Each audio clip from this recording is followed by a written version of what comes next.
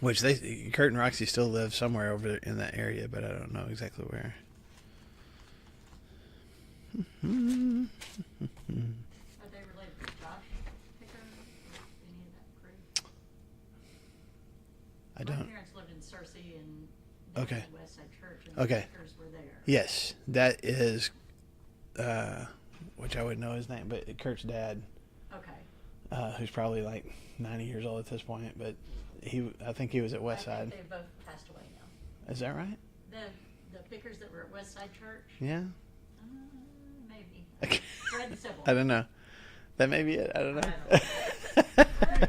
We're just going to keep saying names that we know until we figure it out. So, all right. I don't have any, we did all of our summer trivia last week. So I don't have any trivia for you today. So, has anyone in this room ever been to Alaska? You have? On a cruise? Yes. Okay. Is that what you did as well? Not a cruise. Okay. My brother used to live in Juneau. Oh, is that right? A couple of times. Okay. I'm going on a fishing trip there next week. So, you think? Salmon? Mm-hmm. When we went on our cruise, I tried to get an excursion for Earl to go fishing. Yeah. He loved to fish. Yeah. And he was like, "Oh no, it costs too much. It costs too much," because it was like $300. Sure. Yeah. And we didn't do it. But we sat outside. There she is. Yeah, we sat outside the boat. We were watching them bring their fish in, and Uh-huh. it was just like frothing. He was just dying, and I said, "I told you, you should have gone." You had the chance. Yes, because that was our once in a lifetime Right. trip, because we did every year. Yeah. Yeah. And that was the only thing. He said, "No, we've already spent too much money." And I'm like, "It's fair to blow. Yeah. You know, we're not leaving it for the kids." Yeah. I mean, what's more money, you know? What are you gonna do? And he was so disappointed. He just sat there. We even had a balcony. Yeah. Because that's Yeah. the only way to go on a cruise. Sure. As far as I'm concerned. Yeah. And he just sat there and he was just watching the fish come in. And just watch. I said, "You gotta stop." Well, this is going to be either staying on the shore or kind of wading out in a river a little bit. But it was a year ago. We were on our way to Searcy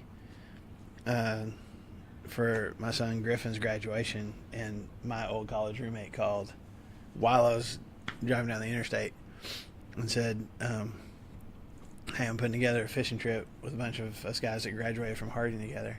Some of them I haven't seen in years." And he's like, "Here's the date. It's a year from now. I'm giving you a year's warning. Here's the date. I want to see if you want to go." I was like, "Well, I'll check the calendar for a year from now." But and so anyway, I got back with him a little while later, and I said, "I'm willing to go," but I said, "Just so you know, I don't fish. Like, it's not that I can't. It's not that I never have, but I just don't. I'm not much of a fisherman. Is that going to matter? Because I'm willing to go and just sit and watch you guys fish." And if and he's like, "No," he said, it's nothing strenuous. He's like, it's in a river where the salmon are running, and he's like, it's basically snack fishing. You're just going to you only have to bait a hook. You just throw a hook in the water, and whatever it snags, you reel it in, and we either keep it or let it go. I was like, okay, I guess I can do that. Yeah. So there's a guide that's going to take us out and everything. So anyway, yeah. So I'm leaving a week from yesterday. So I'll be gone all next week. Where are you gonna be at? Flying into Anchorage and then driving somewhere. I don't know, some cabin out in the middle of nowhere. I don't know. I really am along for the ride on this thing. I was basically in charge of all my travel arrangements, and then whatever gear they said to bring, which most of it is like stuff that I had. It wasn't anything, because even the guide is going to supply the waders and stuff to use, so I didn't have to get any of that kind of stuff. So anyway, we'll see. Faster than all those guys? Some of them, not all of them. Yeah. Yeah, I know. That's right. Be faster than the slowest guy. I don't know. It may be me though, because that's the other thing. He said, we're going to fish for like 2 days, and he's like, we may go hiking. I'm like, I haven't gone hiking in a while. So we'll see. I don't know. Anyway, we are in Mark chapter 6. Yes, we have finally left Mark chapter 5. We spent 3 different class times there, so we're in Mark chapter 6. And just to give you kind of a recap, I guess, of just, and I know we did this in the class last week, but I want to go ahead and do it again today.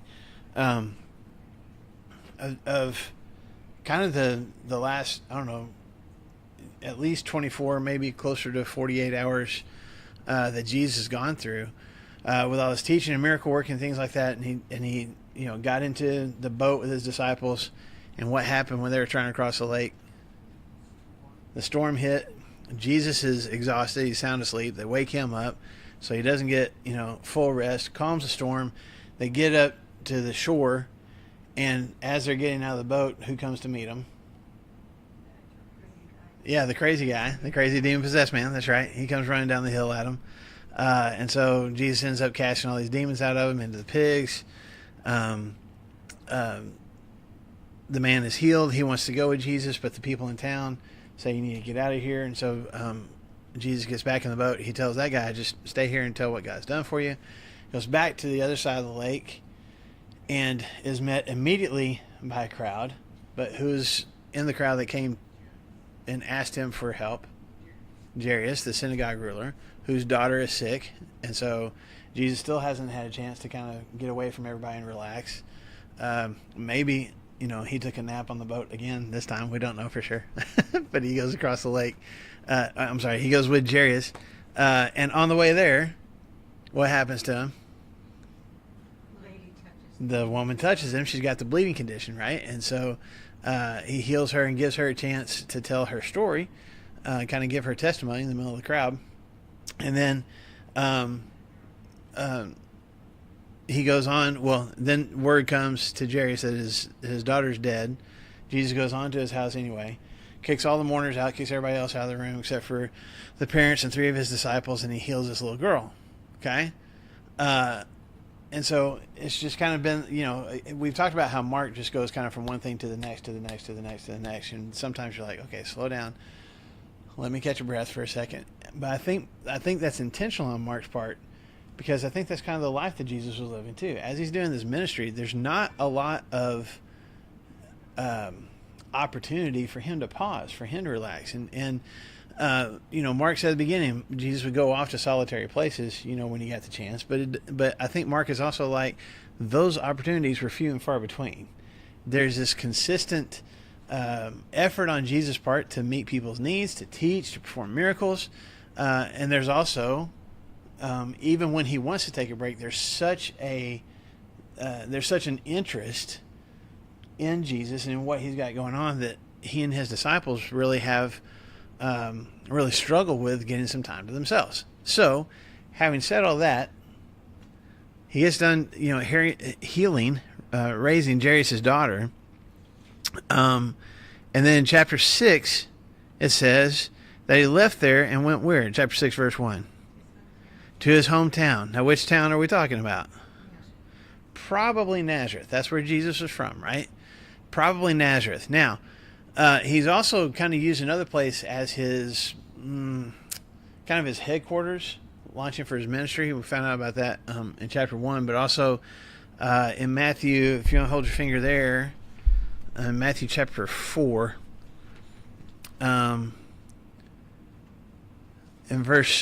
Matthew chapter 4 and verse 13. It says, leaving Nazareth, which was his hometown, he went and lived in Capernaum, which is by the lake in the area of Zebulun and Naphtali. Okay? So what does Matthew tell us about Jesus once his ministry started? What did he kind of consider his hometown? Capernaum. Okay? Now, having said that, we don't know for sure where, when Jesus comes back after healing the demon-possessed man and crosses over. I'm back in Mark chapter 5 now. When he crosses back over to the lake and there's a large crowd there and a synagogue ruler there. We don't know for sure exactly where around the Sea of Galilee he actually landed. Mark doesn't give us that detail. But most scholars think that he probably came back to Capernaum. It was one of the bigger cities on the shores of the Sea of Galilee. It would have had a synagogue in it. And so, if a synagogue ruler is coming to see him, more than likely he's at Capernaum. Does that make sense?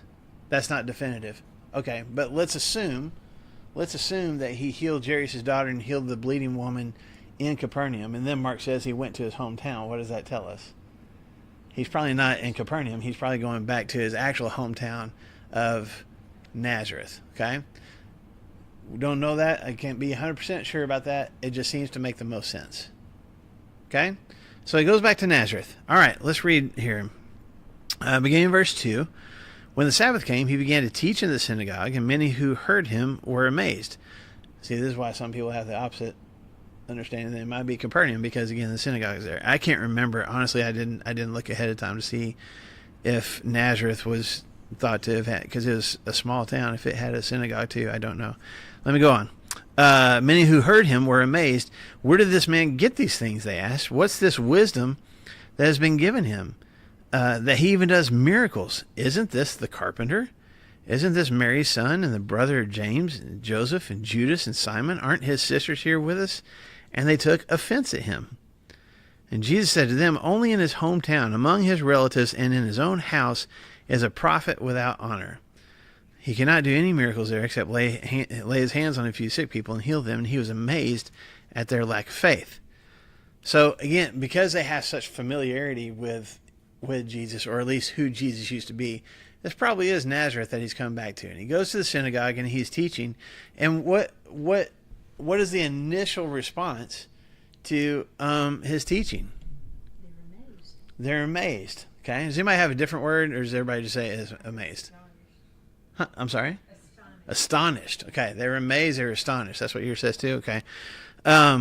So the the Greek word here, if we go back to the ancient Greek, that word for amazed is the Greek word ekpleso. Ek is the that would probably sound familiar to us. It's kind of the suffix meaning out, like out from or out of. And then pleso means to hit or to punch. Okay? So ekpleso is to punch out, all right, is what the Greek word means. And we translate it as astonished or amazed. So what is Mark trying to say here? It's as if they are just stunned, as if, imagine you're just sitting there, or Brandon just walked up and I just punched him. Like, oh. I would be amazed and astonished. Okay, you just And a little angry.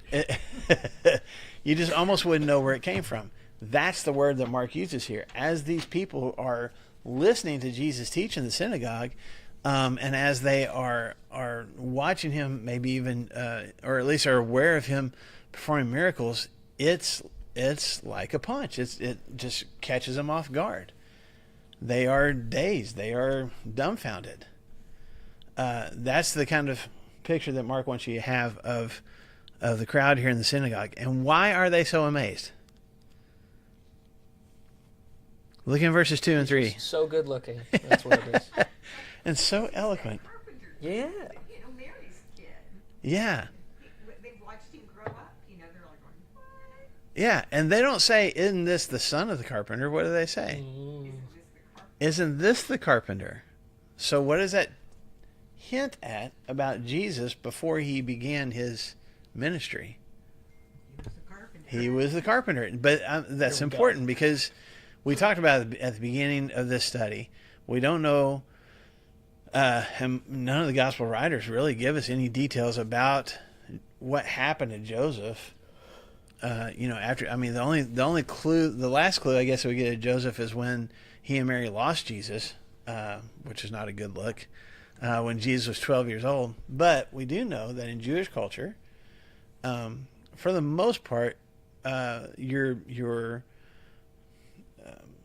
method of making money, your trade, was usually handed as a family thing. It's a generational thing. Whatever your father did was probably what you were going to do, especially if you weren't a disciple of a rabbi. You were just supposed to go and learn the family trade. And that's what Jesus had done, apparently, for quite some time. So much so that it seems like, there's just kind of a little hint, but it seems like that at some point Joseph died, and Jesus, being the oldest brother, the oldest son, took on the responsibility of running the family business and taking care of, younger siblings. Before he got into this ministry thing. Quite a lapse in time there, though, because they had 4 more boys and a Right. couple of girls. Right. So Yeah. there were a few years there before he died. Right, because the only thing that we get from Jesus prior to, him launching into this ministry, which is about the age of 30, is what? Him getting lost As a at the age of 12. So there's 18 years there that we don't get a whole lot of details. So yeah, there were more siblings that were born. There were more, there was more time lapse. And again, because there's almost no mention of Joseph in Jesus' adulthood, it probably was not too long after that incident at the temple where Joseph died, more than likely. And Jesus became the one to take over.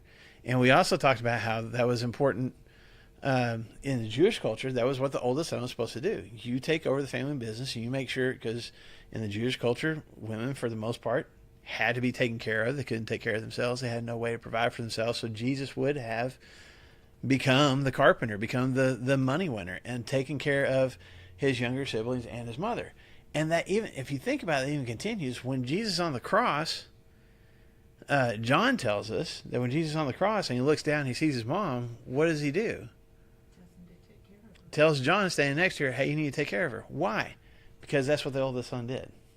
He made sure that his mom was taken care of. So even as Jesus is on the cross, he's still fulfilling his role as the oldest son. Still a human. Yes, Still a son. absolutely, absolutely. So anyway, they're amazed. It's a gut punch for them, I guess, to hear what Jesus is saying. And look at how they describe it though. Where did this man get these things, and what's this wisdom that has been given him that even does miracles?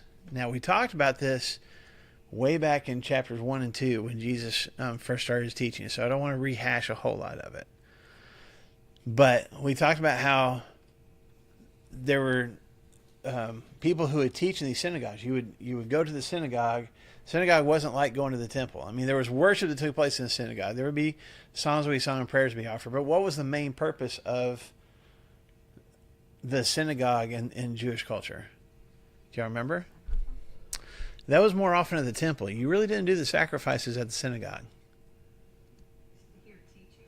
Yeah, so you would show up on the Sabbath or different time, and this is also where your kids would go to get educated about the Torah and stuff like that. But you would go and like whatever local rabbi or the synagogue ruler, whoever was there, or just leaders in the city, some of the older men, would take turns reading something from Scripture and then saying, "Here's what I think that means." But for the most part, if it would either be a rabbi himself that would teach you those things, or someone who had learned something from a particular rabbi and who would say, Rabbi so-and-so said that this means, fill in the blank. School then. Kinda. It'd be like Bible school. It'd be like coming to Bible class. Yeah, for The sure. synagogue operated as like a school and like a little church meetup, but then also it was a place where you could come and pray daily prayers and stuff. It was a multifaceted place. Yeah, you could even do some, not necessarily like real big business dealings, but there would be social kind of events that would happen in the synagogue too. Anyway, so when their question is, where did he get these things? What are they really asking? I got the Greek right here. Go for it. Who the heck is this guy? I think it's pretty cool. That's what it means in the Yeah. Greek language. No, just like, where did he get these things? So like, What that rabbi can't has be told him Yes. these things? What rabbi, and how are such mighty works? They're just questioning everything. His words, his demeanor, and the miracles and stuff. It's like, okay, he's doing these things, but this can't be right. There's got to be something. We're missing something. There's a missing puzzle piece that is just not aligning. And we've run into this before. You go back to chapter 2, and I think chapter 3 was when the first time they plot to kill him. I may have the wrong chapter there, but Mark is kind of bringing us back to, again, you got these crowds that want to hear Jesus and they want to hear the teaching, they want to see the miracles, but when he goes to the synagogue and he's teaching, there's still some of these people that are like, you can't say that, or if you're going to say that, Where did you get the authority to say that? Yep. You're not allowed to do that unless you can back it up with whatever rabbi you got that from. Which is why they use the skeptical, like, this is a carpenter. Yeah, This exactly. is not, this rabbi whatever from town over here. Yeah. This is a carpenter. He just works with wood or stone or whatever, masonry. Yeah, he's been gone from town for a while, but he's come back and like, it's the carpenter, man. Yeah, It's not. if I came back to Conroe, Texas, which is where I'm from, and then started teaching some of the same or saying some of the same things and doing some of the same things, the reaction would be the same. If each of us went back to our hometowns and started saying and doing the same thing, people would be like, Yeah. no, or like what you've If- said from the pulpit before. I knew you when you were a kid. Oh, No yes. way. Yeah. No way. No, I was could thinking be the same doing thing. I those remember, things. I think I said it from the pulpit not too long ago. That I had a lady. I was doing a wedding, and a lady that knew me when I was a camper at church camp, and like leaned over to her husband when she saw that I was going to be officiating. Like when I walk up on the stage, she leaned over to her husband and was like, "We'll see how this goes." I'm long removed from high school, man, but that was still her mentality. But that's you their know? perception, which is Right. what they would be amazed in a gut punch, like, who is this guy? And how can he say these things? Yeah. We know his family. He's the son of Mary, and these are his brothers and his sisters. Yeah, and so he'll list off all different siblings and say, and to your point, they say he's got sisters too. So Mary and Joseph had a bunch of kids. Yep. But what does it say after this Please question. punch in the face, after this flabbergasted, dumbfounded, startled reaction? What's the last thing that it says in verse 3? They're offended by Oh, They're offended. Does anybody have a different word there? They took offense at him. Is everybody's? That's- They took offense. Is that what yours says too? Yeah. Yeah. Why would they be offended? you have the Greek word there? I do. Okay. I know you do. It comes from the word for the Greek word comes from the word for stumbling block. It's something that trips somebody up. Scandalizo. You have Scandalizo. distrust because of what someone is saying or what someone is doing. So they're basically they're hearing what Jesus is saying, they're seeing what he's doing. They're like, there's something shady going on here. There's something that not we right. can't trust about this. do it in a way of what they believe. Yeah. Mhm. Yeah, we know we've known for generations what Scripture says and how we're supposed to act and how God operates in our lives, and this doesn't match up with that. You're just that idiot from camp that I knew 25 years ago. Like, Yeah, and it's funny. I'll show you again if you can hold your finger there in Mark chapter 6 and go a little further to 1 Corinthians. 1 Corinthians chapter 1. And Paul is talking to the Corinthians here about different people's reaction to the truth about Jesus. It says in verse 22, 1 Corinthians chapter 1, verse 22, Jews demand miraculous signs and Greeks look for wisdom, but we preach Christ crucified, a stumbling block to Jews and foolishness to Gentiles. Verse 24, but those whom God has called, both Jews and Greeks, Christ, the power of God and the wisdom of God. Now, go back to there, verse 23. We preach Christ crucified, a stumbling block to the Jews. That phrase, stumbling block, same Greek word that's used here in Mark chapter 6. Okay? It's something that they trip over. It's something that they don't trust. comes in the way. Just they're hesitant. I'm sorry. Yeah, it's in the way. Yeah. Like, we've been waiting for this Messiah. This is the way that we have operated, and Jesus is just enough of an offense that I can't. It's in the way of where I'm trying to go, Yeah. which is unfortunate because he is the way. Like, he's not the stumbling block. He's like, I've opened up the path, and this is the way to go, Yeah. but not to the Jews. Yes. So here's Mark's even an example of that. The Jews are viewing Jesus as something that's going to trip them up, and so instead of, as he's already mentioned, being stretchable, instead of being willing to accept maybe some new teaching or at least a new perspective, they want to shut it down. They don't want anything to do with it. So keep their perspective in mind of they're taking offense. They're astonished to gut punch, and they're taking offense to the things that he says. One of the other, like the stumbling block, a really close translation is like, this guy's gonna of like what Paul thought of. He's going to lead us the wrong way. Right. He's going to lead us into sin. Like, Mhm. he's talking this way about himself and all of that. This is not just a stumbling block. If I give into the things that he's saying, I might not be going the right direction. Right. So keep that in mind, what these people are thinking, this offense. Like, wait, hold on. Who is this guy? I know his past. Like, I know his family and stuff like that, and this might bring me in the wrong direction. So keep that in mind just for, like, 2 verses later. Yeah.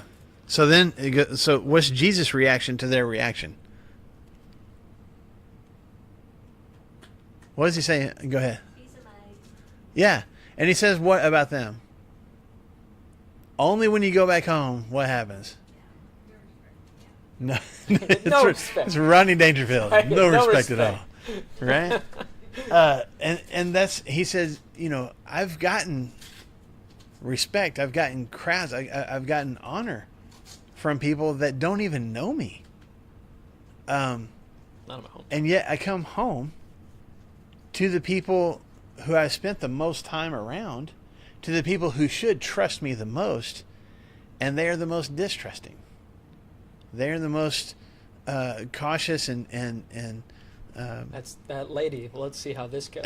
And it's not because she thinks you're a bad person. It's because I knew who he was, and I don't know if he can do this. Yeah.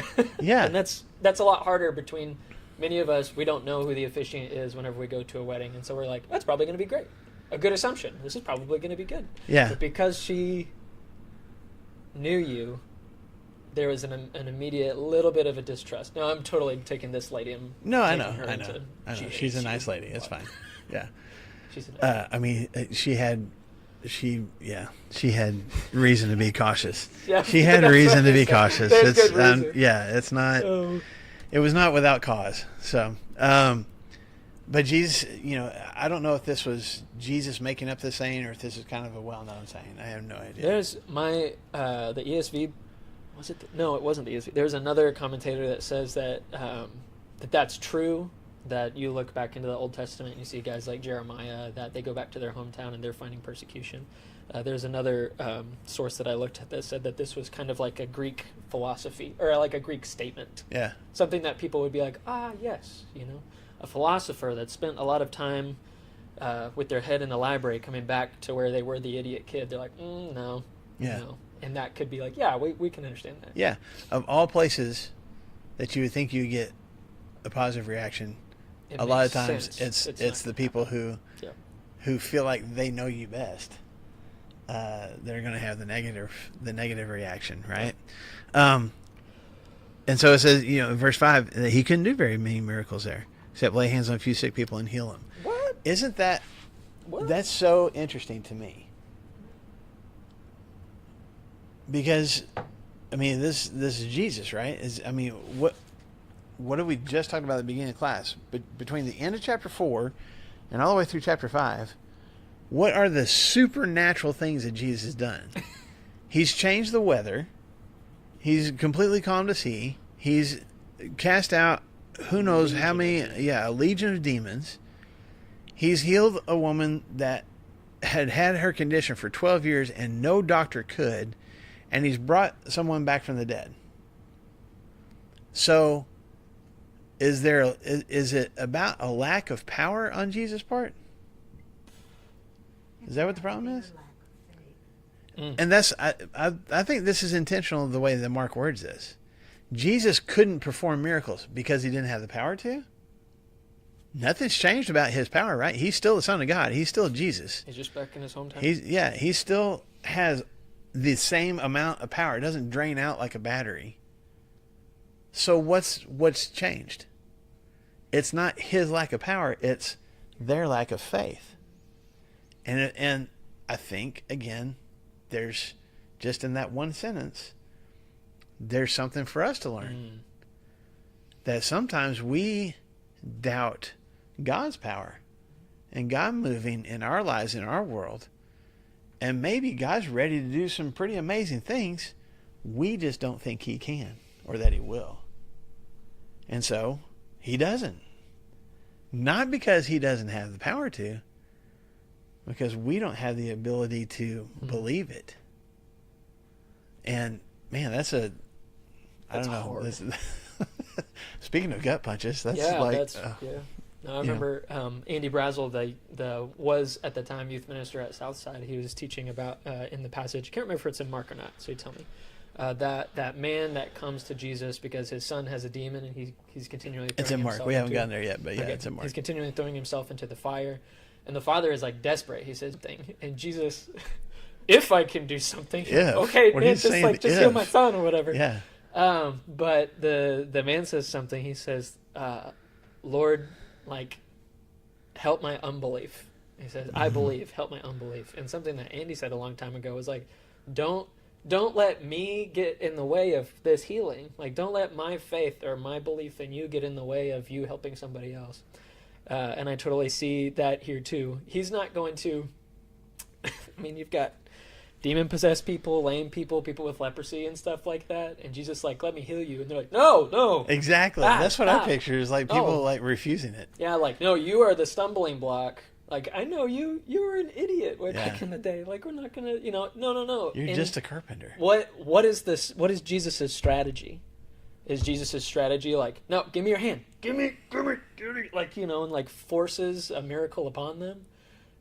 That's not good. So he does what God does a lot of times. Man, if you don't want healing, okay. Yeah. Like if you don't believe and have faith that I can do something, then we'll remain sick. Yeah. Oh, talk You about just a gut you just punch. reminded me of in John chapter 5 when Jesus comes across a guy who's been lame for 38 years and he's laying by the pool, and Jesus' question to him is, "Do you want to get well?" And I remember having a teacher at Harding going, "Doesn't that sound like the dumbest question in the world?" Just like not being able to walk for 38 years and to be asked, "Do you want to get well?"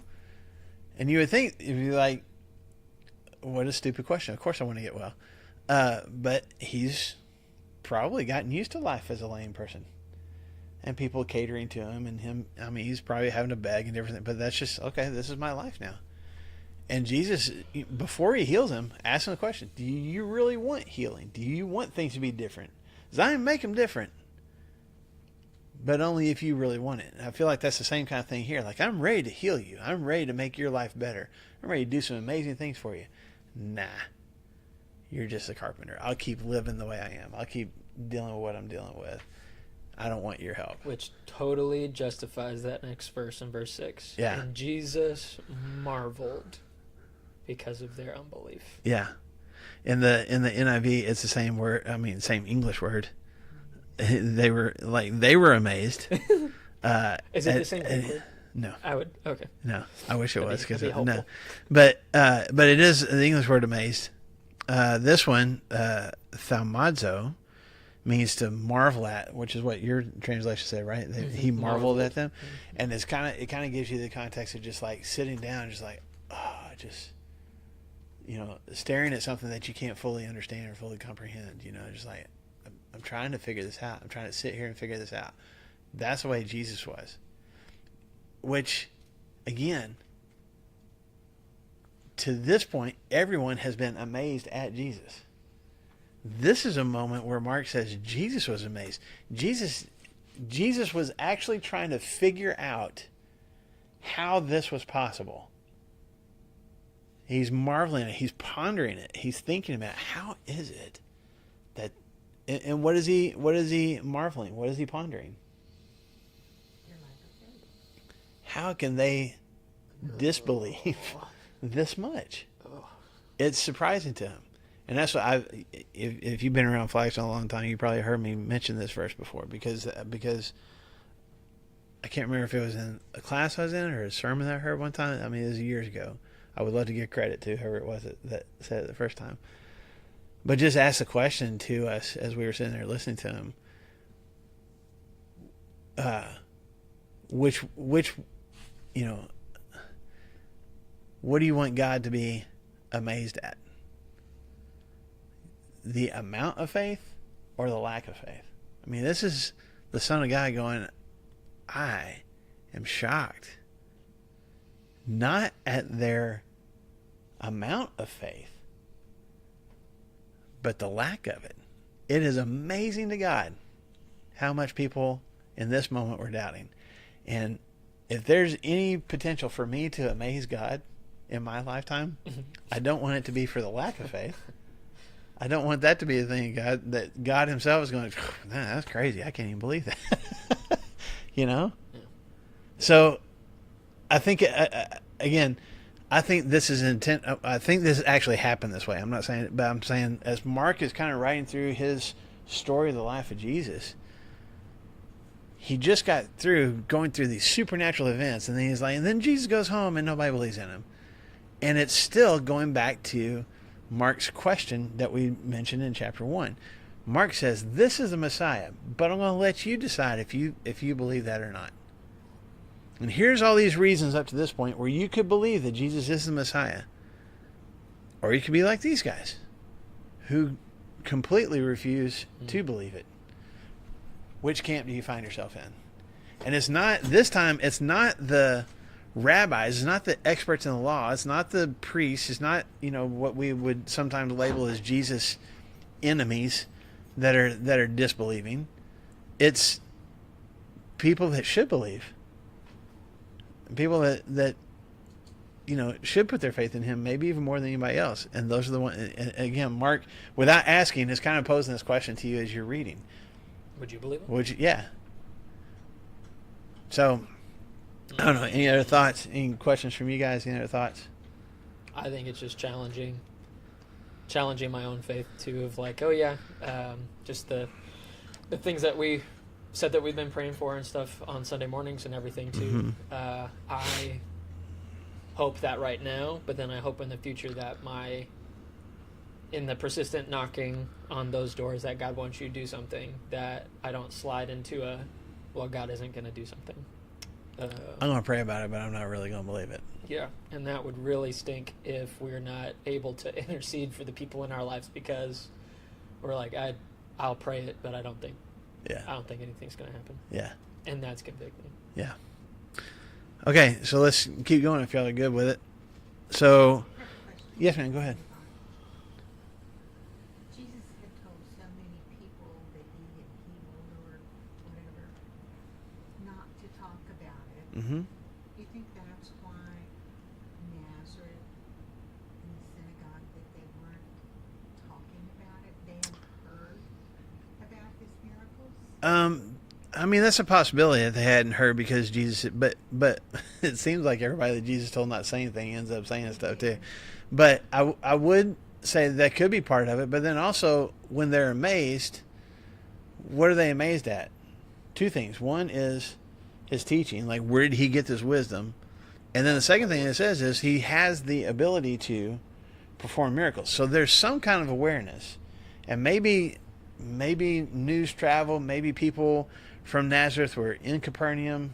I don't know for sure. I don't know where the awareness came from, because it says he can't do very many miracles here, but he's done some, or there's at least some awareness, because they say he's got wisdom. He's got enough wisdom that he can perform miracles. He's got enough presence and awareness of God that he can perform miracles. So there's some awareness there. But again, the attitude is, well, don't do that here. We don't want to see it here. Yeah, I wonder... So maybe they've heard about it from other places and like, yeah, we're not going to see it here. Yeah. But you would think if he had performed a miracle in front of them, it would have changed their belief. But he still did here. Because it says he healed. He could only lay his hands and heal a few people. So there's at least a handful of people that he healed. And they're still like, nah, it's just the carpenter. Yeah. Those were out-of-towners. And he healed. They were just coming through. And they're plants. He planted them in the crowd.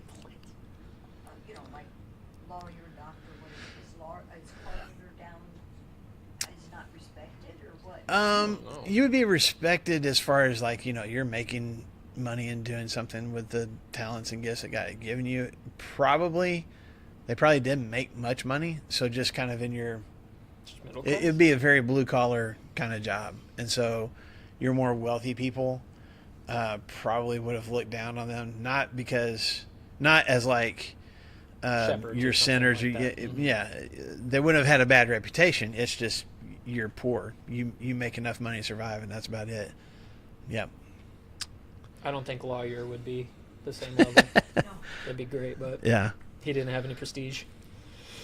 So going on in verse 6, so Jesus leaves his hometown and goes around teaching from village to village. So you're not going to take me here? Fine, I'll go somewhere else. Shake the dust. Verse 7, calling the 12 to him, he sent them out 2 by 2 and gave them authority over evil spirits. These were his instructions. Take nothing for the journey except a staff. No bread, no bag, no money in your belts. Just keep going. Okay, wear your sandals, but not an extra tunic. Whenever you enter a house, stay there until you leave that town. If any place will not welcome you or listen to you, shake the dust off your feet when you leave as a testimony against them. And they went out and preached that people should repent. They drove out many demons and anointed many sick people with oil and healed them. You want to explain your Okay, laughter? So no, it's just I just love Jesus.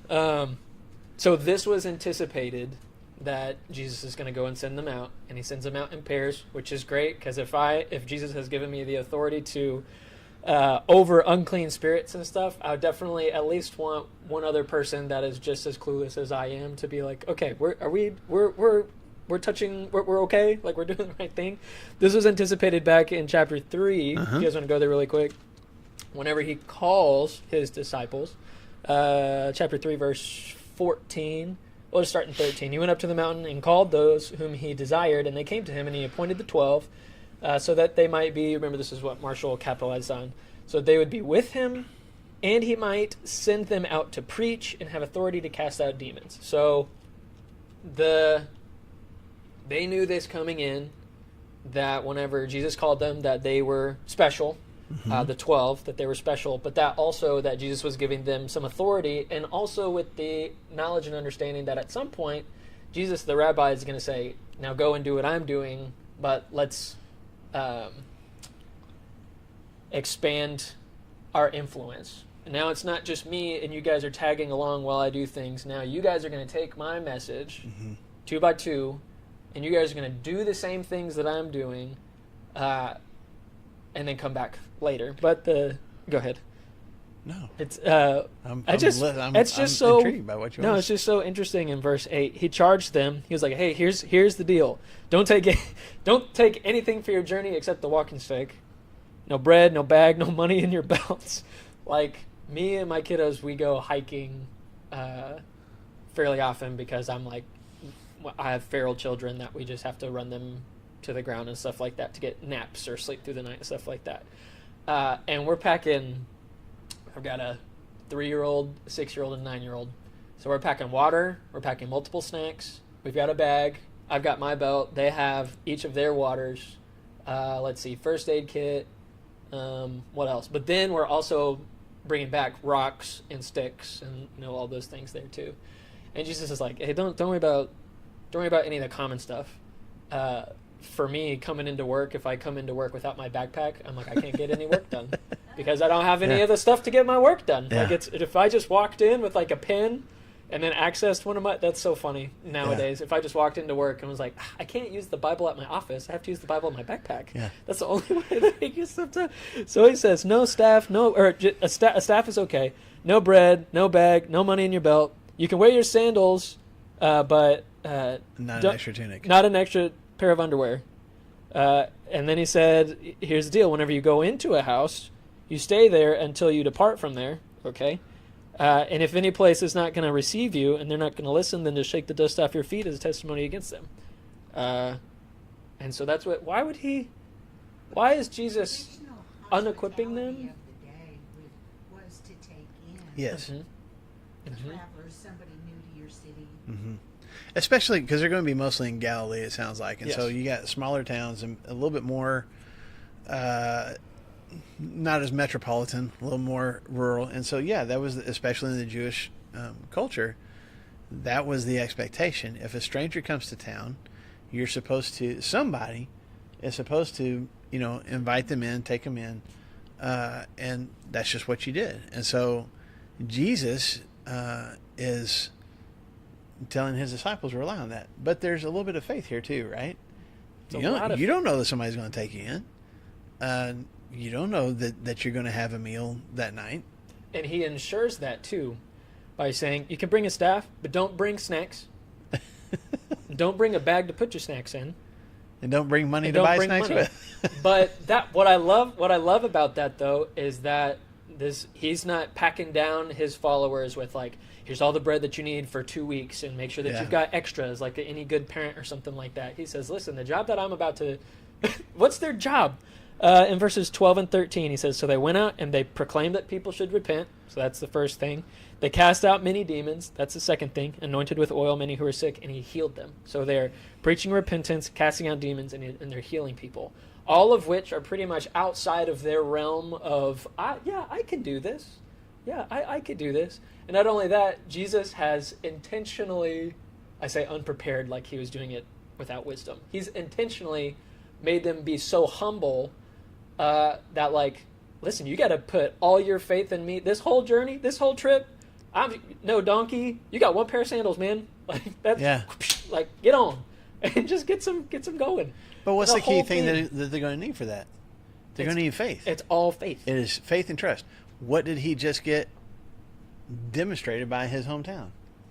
A lack of faith and trust. And the next thing that he does, after sitting there just in amazed bewilderment at people who won't trust, he calls his disciples together and says, you are going to live on nothing but trust. Here's the exercise. Because they have to trust that their physical needs are going to be taken care of, that All of God's them. going to somehow provide for them, but also they have to trust that they can do what it is that Jesus is sending them out to do. Now, to piggyback on what you have already described, going back to what Brendan mentioned in chapter 3, in chapter 3, when Jesus calls the 12 together, what did he give them the power to do? He said, let's read it again. Call the 12 together so that they might be with him, that he might send them out to preach and to have authority to drive out demons. Okay? So he gives them, or at least begins to give them that power and that mission in chapter 3, right? Then, and here's the key thing. For the rest of chapter 3 and all of chapter 4, and chapter 4 he's talking about the parable of the sower, and he had the wineskins, and like he has some teaching and stuff.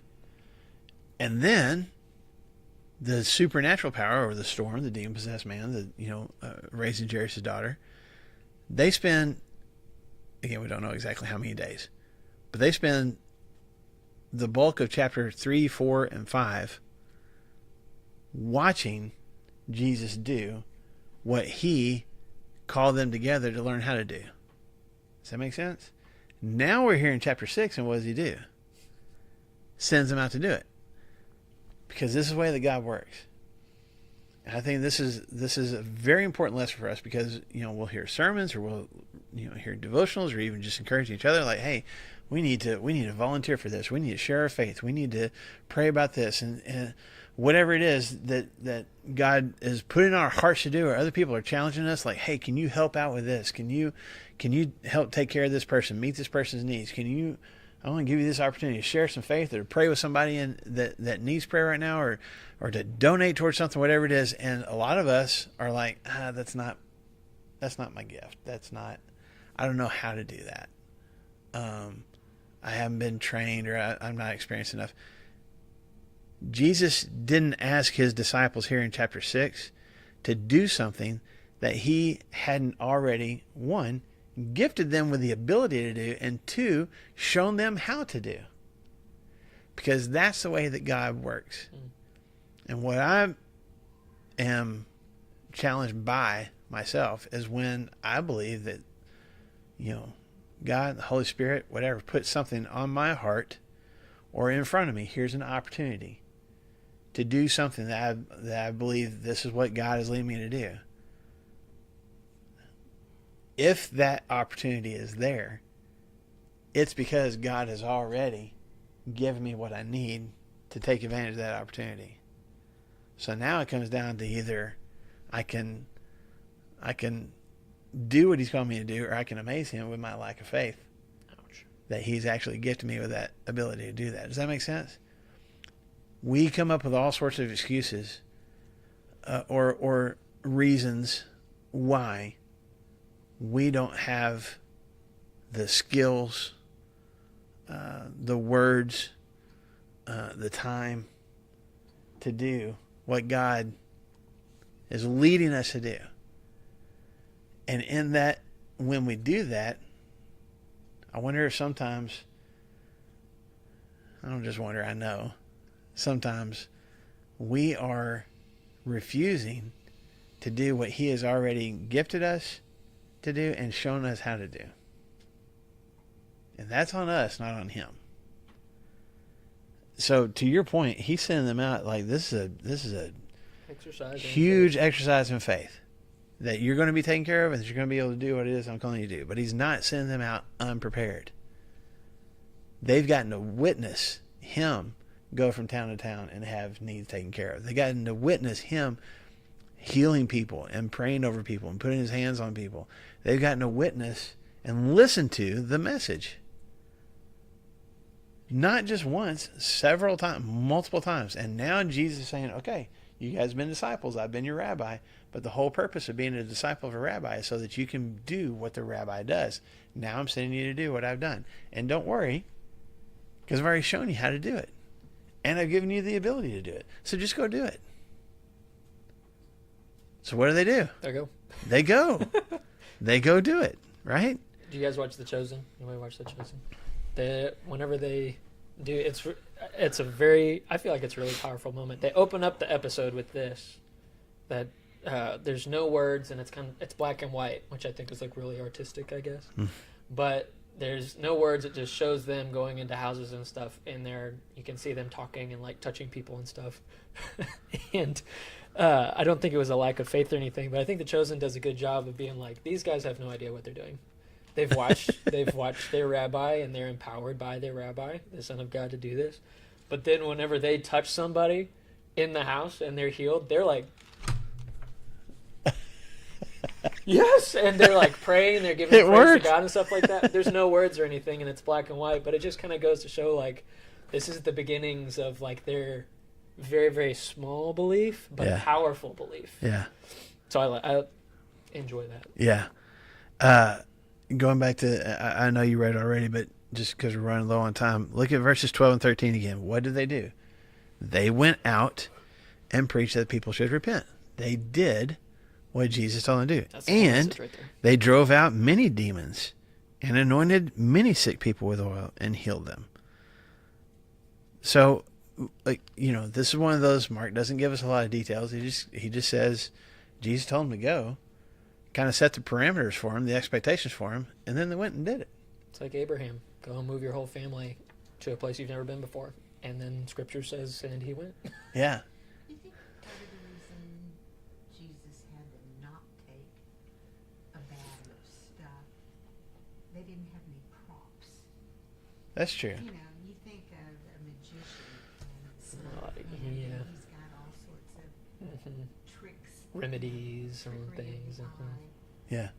And you think of the woman who had gone to so many physicians trying to be healed, and they'd used herbs, and they had done all sorts of Mhm. things. Mm-hmm. And he sent them out with nothing Mm-hmm. But the word. but the word. Mm-hmm. And that's what Jesus does when he heals For sure. Jairus' daughter. He just touches Kicks her everybody and out, just takes her by says, the hand. Hey, little lamb, get up. Yeah. And she does. Yeah. It's powerful. So I want to skip ahead for just a second as we wrap up class. Still here in chapter 6, but go all the way over. We're leapfrogging over the next story. What? I know. What? But just to show you in verse 30, we don't know exactly the amount of time. It doesn't say, was this a week? Was this a month? We don't know for sure. But in verse 30 it says, the apostles gathered around Jesus and reported to him all that they had done and taught. So it seems like all of them were successful. They did something. And Mark doesn't go into a lot of details. And if Peter's there helping Mark with the details, that's not important to Peter either. It's more about like Jesus gave us this mission, and we went out and did it, and good stuff happened because of it. And in the next verse, not to Yeah. get all that, he says, okay, now let's go off to a place just by ourselves and let's rest. Yeah. I gave you a job to do. You did Hey, it. Well done, my good and faithful servant. and may have stumbled through it a little bit, but you did what I asked and you came back, and now let's take a little breather. And they're about to get back to work again. Yeah. Let's just Take a breather. But amazing things happen Yeah. because they went and did what Jesus told them to do. We don't get any details about that. Doesn't matter. Big stuff happened. Good stuff happened. And they came back and told Jesus about it. Now, I still got a few minutes. Here's the last thing that I want to point out to you that Mark, I'm just showing this to you. What group of disciples is this? Is it just random disciples? That's all. It's the whole 12, right? Okay, it's the 12 apostles. Including whom? Okay, Peter, Andrew, Judas. James, John, all them. But Judas. Judas is one of these guys. And I just want you to kind of put that in the back of your mind. That at least at this point in Jesus' ministry, I think we have this idea sometimes that Judas is kind of like, sinking back in the shadows and kind of, he's kind of infiltrated as a spy, but he's not doing what everybody else is doing. No, he's fully into this. He's fully committed to this. He has been given authority over demons. He has been given the power to perform miracles. He's been given a message to preach. When the disciples come back and report to Jesus everything that they had said and the people's reaction to it and the people they healed and all the demons they cast out, Judas is one of the guys reporting. God acted through Judas. People's lives were changed. People repented because Judas preached. People had demons cast out because Judas called on God to cast them out. People were healed because Judas laid his hands on them and prayed for them. At least at this point in the story, Judas is every bit as much, engaged as much as Peter is, and John is, and these other disciples. Okay, and so I just want us to kind of just file that away, because that's going to be important later when when we get some more details about Judas. At this point in Jesus' ministry, Judas is fully involved, and is as fully committed to the ministry of Jesus as the other 11 are. Okay, let's put a bookmark there. We'll talk about John the Baptist, and Are you going to be here next week? no, I'm not. Dude, So he had so much, you still have so much information on the Herodians and all this, how this is going to work. that's all right. Are you going to let me do that? I will. I'll give you the really simplified version. You're going to empower me to proclaim. It's just the family tree thing. Repentance, It's so- just I know, but you it can know get more about that than I confusing. do. So I don't know a whole lot more about it than you do. It's That's anyway, fine. big soap opera moment next week that Brandon's going to walk you through. So be here next week. If you're watching online, be here next week because Brandon's going to have really good stuff to say. Quick commercial too, as Marshall was talking about the disciples and everything. Not this Sunday, but the following Sunday, we're starting 2 new series in these classes. So we're finishing up the Mystery Person Is series and then the 7 Deadly Sins this week. The following week, in Classroom 102, Marshall and potentially a handful of young adults are going to be walking through the disciples plus a couple more. So the cool thing about the disciples is that they each have character traits and stuff. You're like, oh, I'm a lot like this guy. I'm a lot like Nathaniel, or I'm a lot like Peter or Andrew or James and John and stuff. And so each of us can be like, oh yeah, I can kind of identify with this person. So they're going to be walking through those for the next couple of weeks and stuff. And then we're going to start a Song of Songs or Song of Solomon series in here for that same amount of time. So as he was talking about the disciples and stuff, you want to learn more about Judas and just how dedicated to Jesus' mission that he was. We'll get there too. Marshall Yep. and a couple other people teach Yep. that. So It's going to be good. Thank you for your time today. Hope y'all enjoy your time together, whatever. I don't know what your service project is next, but I will. that'll be awesome, right? You're going to FaceTime us from the Alaskan wilderness, right? I don't know what the time difference is. I know. It's 2. 2? I guess you're right. It's not super